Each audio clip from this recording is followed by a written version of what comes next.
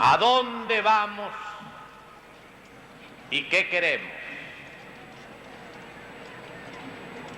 Parece ser que por primera vez todos los peruanos estamos de acuerdo. Cuando estábamos en la Constituyente, por unanimidad, sin discrepancia de un solo partido, todos acordamos que el 28 de julio de 1980 debería materializarse la transferencia del poder a la civilidad. Ya antes de eso, la Fuerza Armada se lo había prometido al país bajo el compromiso de honor de palabra empeñada por la propia Fuerza Armada. Hoy lo reclama toda la nación. Queremos entonces un gobierno que nazca de la opinión pública, un gobierno que sea reflejo de esa misma opinión, instalado en el Palacio de Gobierno el 28 de julio próximo. Y queremos que ese gobierno sea la auténtica expresión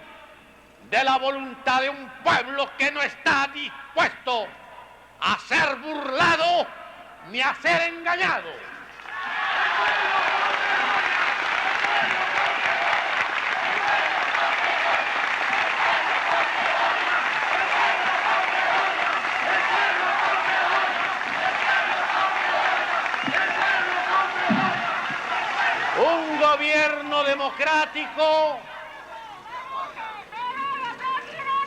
Un gobierno democrático,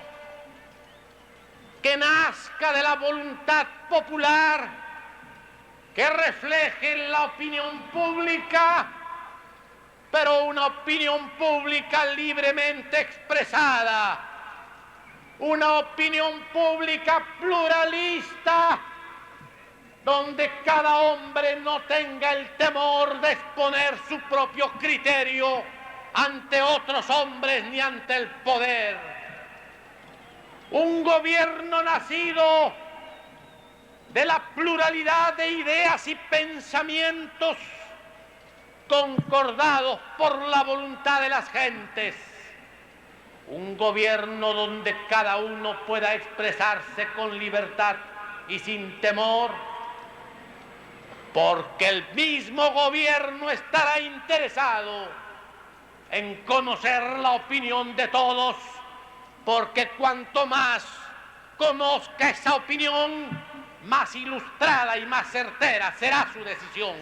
Ese es el gobierno que queremos el 28 de julio.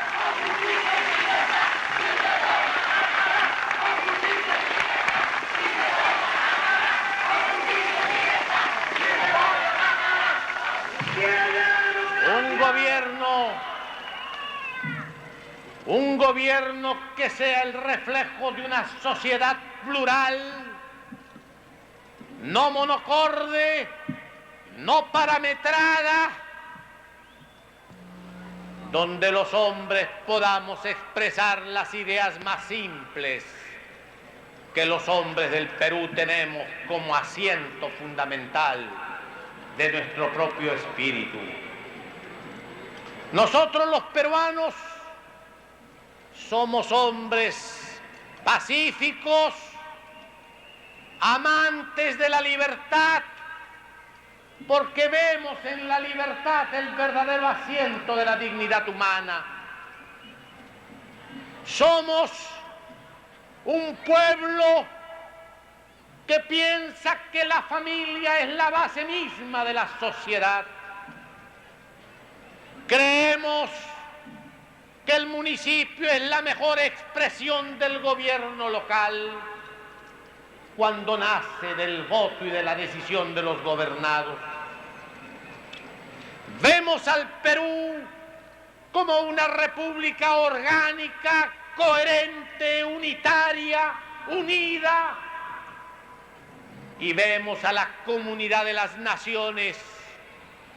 como la convivencia en la fraternidad de todos los pueblos de la tierra. Vemos también que es fundamental nuestra propia libertad como una libertad de creencia en lo religioso o en lo político, y queremos ser respetados en nuestra convicción y queremos ser respetados en nuestro derecho al ejercicio de nuestra fe o a la vigencia de nuestras ideas. Y ese concepto que el hombre peruano tiene de la libertad como un derecho propio, personal e intransferible, lo sentimos también en la culminación cuando, trasladado al campo político, ese derecho a ejercer la libertad se transforma en el derecho al voto y en el ejercicio del sufragio. Porque en el sufragio, a través del voto, el hombre está optando, está escogiendo entre diversas alternativas. Y nosotros queremos que así como la libertad se nos respete en el fuero interno de nuestras personas, nuestra libertad también sea respetada en el ejercicio a elegir para imponer solamente la voluntad de los más para que gobiernen en nombre del pueblo y en nombre de la ley que el pueblo dicte.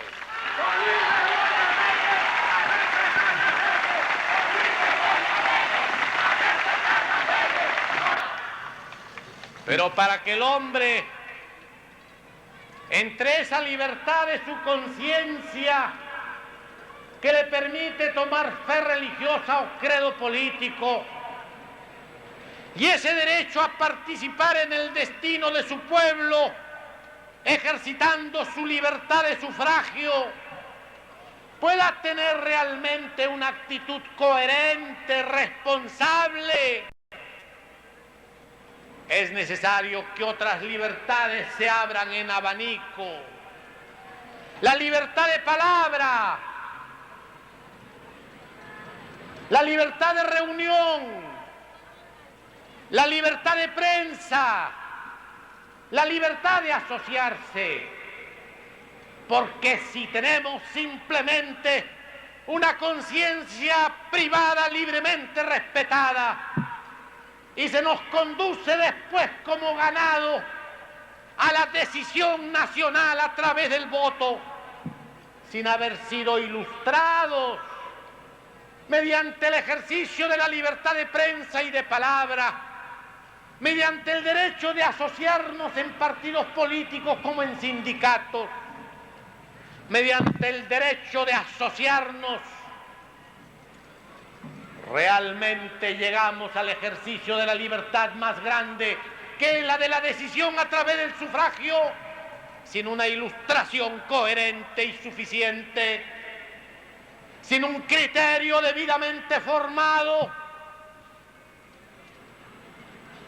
sin una responsabilidad racional que nos permita ser responsables en el acto libre de votar. Por eso, por ese respeto a la dignidad de la persona, a la que no basta la libertad de su conciencia, ni tampoco la libertad formal del voto, sino que reclama además la ilustración y la vigencia en las ideas, la confrontación frente a las opciones. Desde aquí le reclamamos al gobierno que devuelva los diarios, que saque las manos de los diarios de circulación nacional y de la televisión y que se entreguen los medios de comunicación de masas a los partidos políticos para que puedan expresar el pensamiento coherente y responsable de las colectividades políticas. No olvidemos que vamos a heredar una sociedad autoritaria y que tenemos el deber de convertirla en una sociedad auténticamente democrática. Hay personas que, opinando con ligereza, se preguntan si un gobierno civil nacido de la voluntad del pueblo, pero expresión de algún partido político, será capaz de mantener la cohesión nacional, la eficiencia gubernativa, sustituyendo a un gobierno autoritario que ha sumado en sus manos la integridad del poder político. Y yo les contesto que en ese planteamiento hay un error fundamental, porque el gobierno de fuerza tiene capacidad suficiente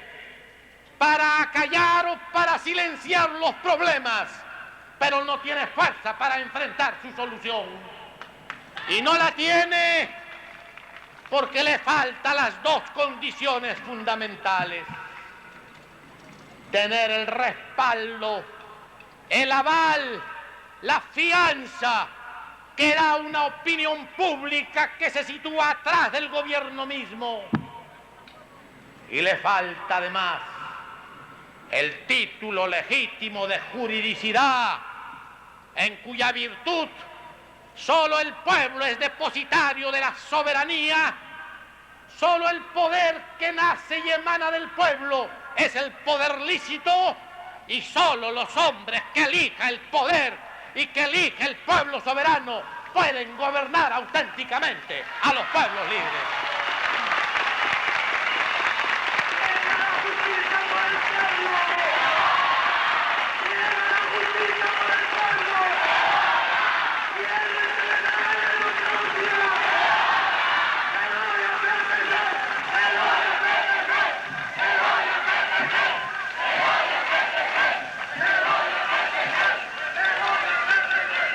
El gobierno que se instale el 28 de julio puede que aparentemente sea menos fuerte que el gobierno que sale, pero entiéndase bien, en un pueblo libre y democrático, la fuerza no la dan las bayonetas, la fuerza la da la autoridad moral que nace del origen de la autoridad y de quien la ejerce, y el respaldo de la voluntad de un pueblo decidido a vivir en libertad y conseguir su justicia.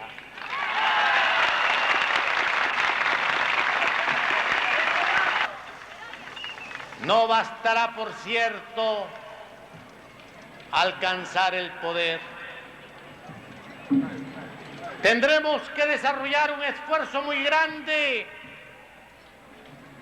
para restablecer, consolidar y desarrollar la democracia. Para restablecer la democracia habrá que derogar cuantas leyes y disposiciones se opongan a su plena vigencia. Para afianzarla habremos de hacer cumplir escrupulosamente la nueva Constitución que la República tiene y que adquirirá su plena vigencia el 28 de julio próximo. Conforme a esa Constitución, nosotros queremos, y así lo ordena la Constitución, un poder ejecutivo fuerte, pero con fuerza que no salga de la arbitrariedad del gobernante, sino del respeto y del cumplimiento obligatorio de la ley, idéntica para todos.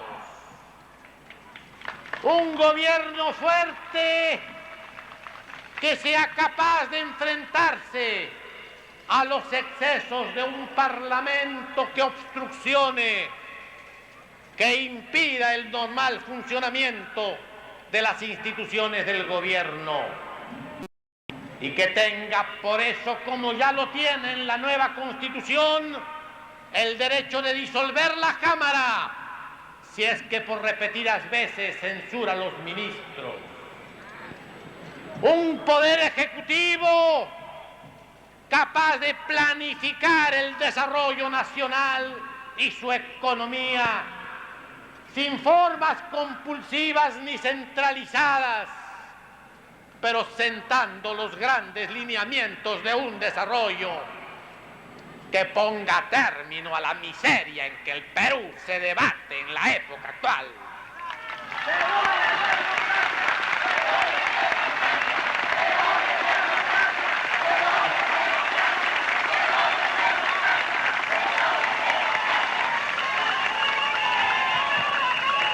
Un poder legislativo, unas cámaras que ya no tengan iniciativa en el gasto público para seguir retaseando y regalando el presupuesto nacional conforme a las influencias y poderes de cada diputado o senador, pero que tenga en cambio la excelsa función de controlar al Poder Ejecutivo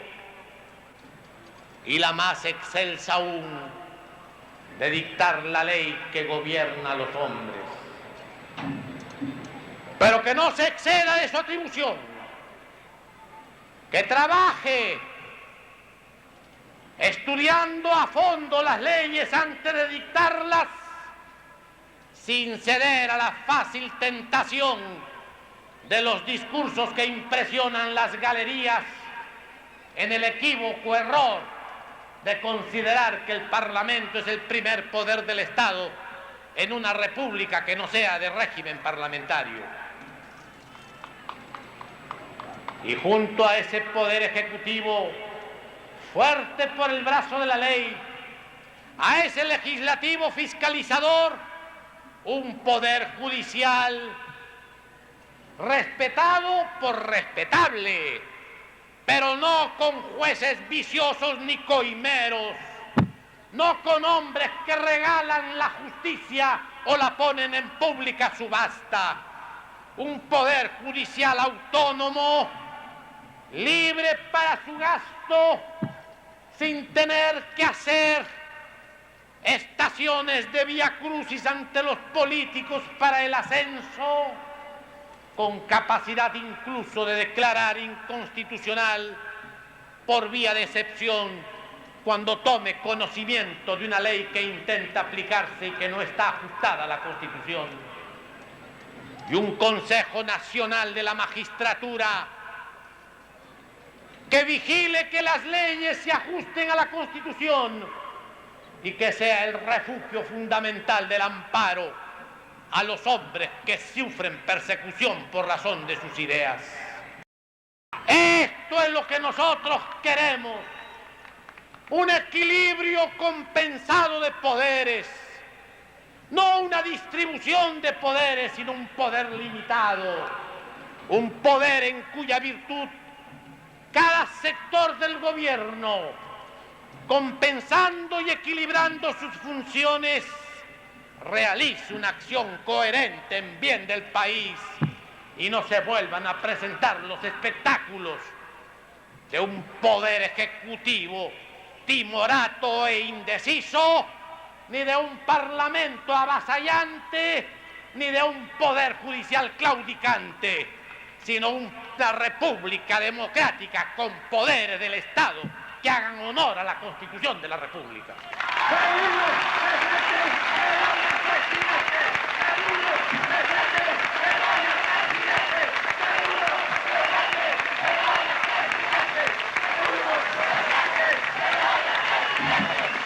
Al final de cuentas,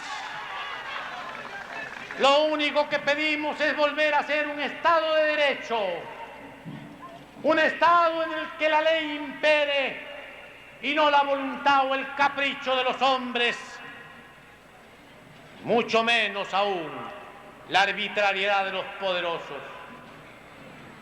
Queremos un país en orden y libertad, que comience por darnos y devolvernos aquel mínimo fundamental encima del cual recién un país se siente que vive en dignidad, aspirando a la justicia,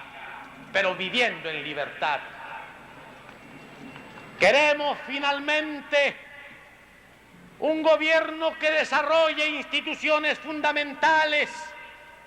en este país gravemente lesionado por un centralismo absorbente que mata a la provincia, que destruye el departamento, que anquilosa al país bajo el crecimiento monstruoso, macrocefálico de una capital como Lima que se nutre a expensas de las provincias que cada día se anquilosan y se deterioran más.